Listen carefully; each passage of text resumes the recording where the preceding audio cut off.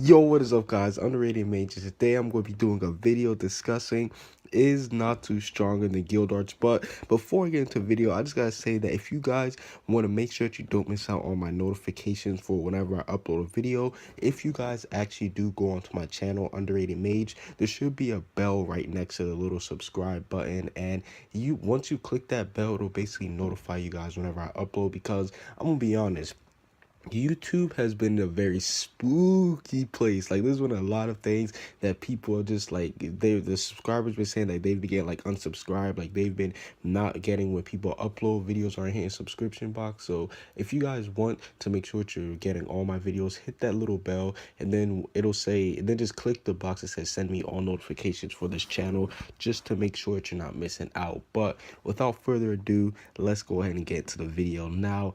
This has been a question that has been caught, that people have been asking ever since the time skip that recently just happened.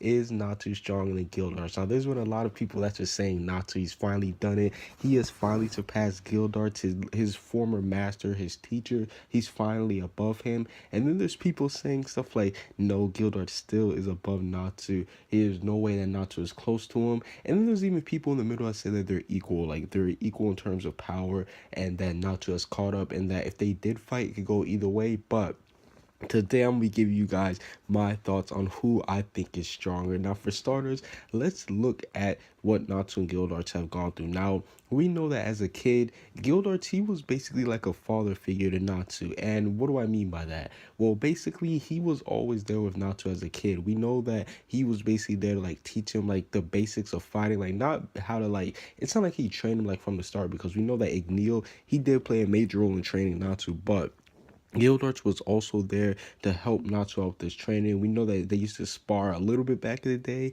and he also was there with Natsu and Lisanda too. So that's also another reason why I see Gildarts as one of Natsu's father figures within the series. And as far as Gildarts go, after he disappeared, we don't know what Gildarts has been doing, because after he was with like the Fairy Tail members while they're kids, he kind of just like left and did his own thing. We don't know what he was doing, but we do know somewhere around that time he actually did go and fight Acnologia. So you can tell that Gildarts, he was kind of confident in his own strength to go ahead and take the mission of the 100-year quest. So that's one thing you can say about Gildarts. He was confident in his own strength to take on Acnologia, but in the end, we know how that went down. He didn't really do too good. So we know that Gildarts, he still is far behind one of the strongest character, hell, the strongest character, Acnologia.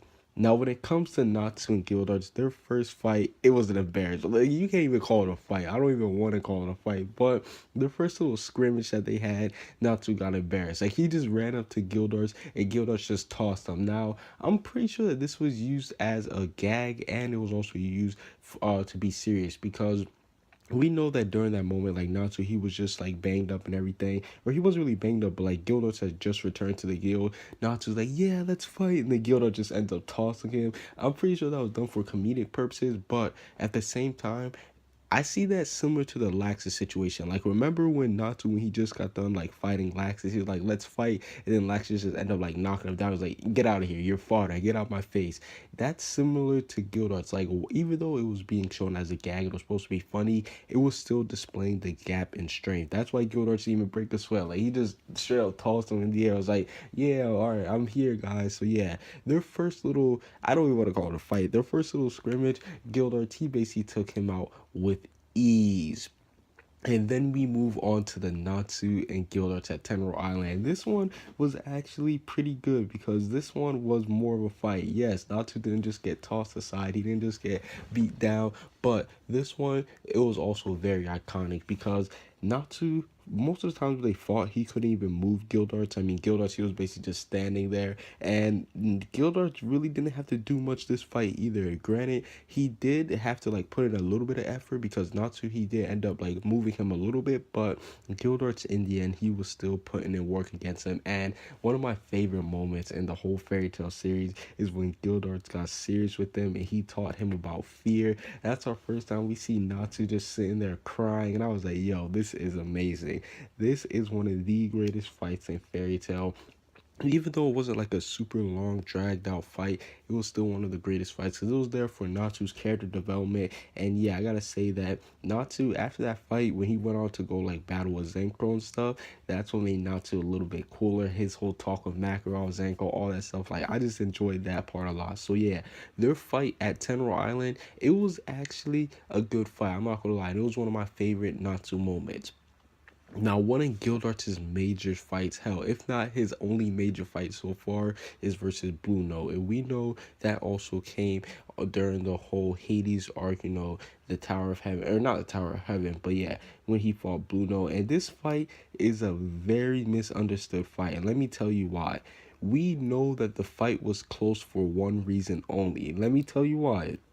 Azuma, while he was battling Urza, he said it himself. He was like, I'm going to keep on attacking the fairy tale tree. And once you attack the fairy tale tree, people, they begin losing their magic power. We saw all the mages on the island. They ended up getting weaker. Gray, he was even getting weaker. He was like, what's going on? So we know that if you're a member of fairy tale, and if somebody's harming the fairy tale tree, you're going to get affected by your magic power is going to get affected. You're going to get weaker. Every mage on the island got affected until Ozma was defeated. So while he was harming the tree, people like Gildarts, he was weakened, and therefore Blue Note was actually able to go up, and he was actually be on par with them. Like they're having an equal fight for the most part. And we know that Hades, he said that really only him and Gildarts are the only two people who were able to stop him at that point. And the thing that makes it interesting is that this made me think, okay, is Gildarts on par with Hades? Because we saw that after the tree was gone, or not the tree was gone, but after Ozma was gone, the tree, after it was done being harmed, everybody then went back to normal. They went back to their normal magic power, and basically it was done. He boom, he knocked out. He Bruno was no match for him. Like he straight up just demolished him. And I was like, okay, that is good. That's how the true power scaling is. Like Bruno, he was nowhere near Gil. I guess you could say that he was a decent battle for Gildarts, but once Gildarts was at full power, he ended up just straight up obliterating him. So yeah, the fight, they're not equal. I'm saying that Gildarts and Bruno are not equal. Gildarts had a handicap on him, and the fact that he had a handicap on him and was still able to equal him out, that shows you how strong he was.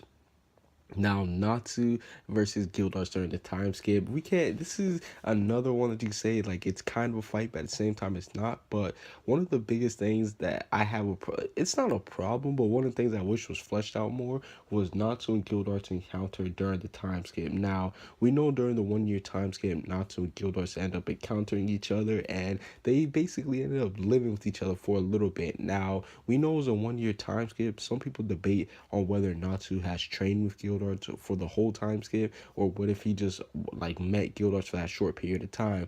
Me personally, I'm kind of in the middle. Like on one hand, I can see Natsu actually training with Gildarts for that whole year, but on the second hand, I can see Natsu actually like only staying there for maybe a couple months, if not a couple weeks, and then end up leaving. I don't know. It's really a toss up what you think happened, like how long he stayed with Gildarts, but we saw with the little fight, Naruto was actually able to push back Gildarts easily that time. Like that was one of the biggest accomplishments. And even though they still weren't like the fight, it got interrupted by the little monster thing. We saw that Naruto, he wasn't like he was doing good against Gildarts. You gotta give him some credit. So yeah, Naruto versus Gildarts during the time skip, that was something that was very cool.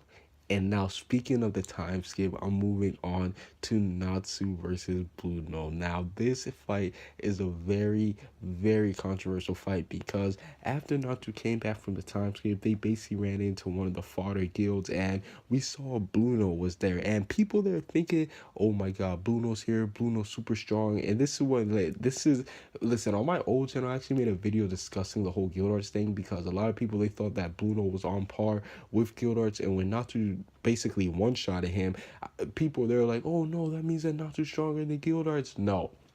No, no, no. Me personally, I don't really have a problem with Natsu one-shot and Blue Note because Blue Note at the time, he was all the way back on Temuro Island. Natsu, he's gone through so much, like through the Tartarus arc, the Avatar arc. Like he just came back from a time skip of training. Natsu has been training. We don't know if Blue Note was training or not. It's not been confirmed if he was training or not. He was the leader, or he wasn't even the leader. Well, he was kind of like, he was high ranking in a fodder guild. Like, you can't, we don't know what Bruno was doing. Meanwhile, Natsu was training and getting stronger. So I don't really have a problem with them one shot and Bruno. And like I said before, Gildarts and Bruno, they were not on par with each other, and we know that once Gildarts basically got his strength back, he was able to one-shot Bruno. So that's kind of like, we know that Natsu and Gildarts are both able to one-shot Bruno. But the thing about that is, even if Natsu did one-shot Bruno, well, not even if, we know that Natsu one-shotted Bruno, so we can at least say that he's on par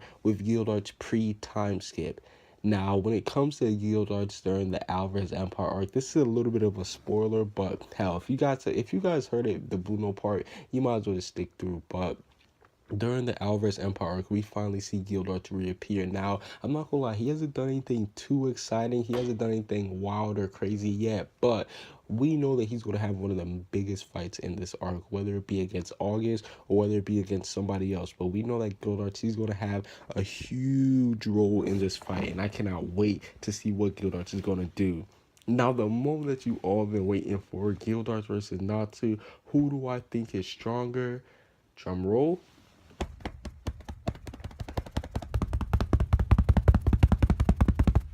Gildarts. I gotta go with Gildarts still. I still gotta go with Gildarts. I'm not gonna lie, Natsu, if they did fight, I do think it will be a lot closer. And I do think that Natsu, he has closed the gap considerably. But I still gotta go with Gildarts 70-30.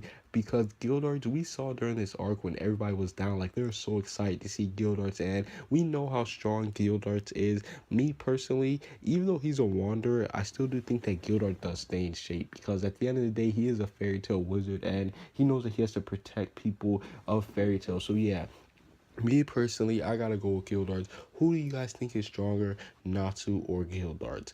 Comment what you guys see down below. Subscribe if you haven't. Peace out.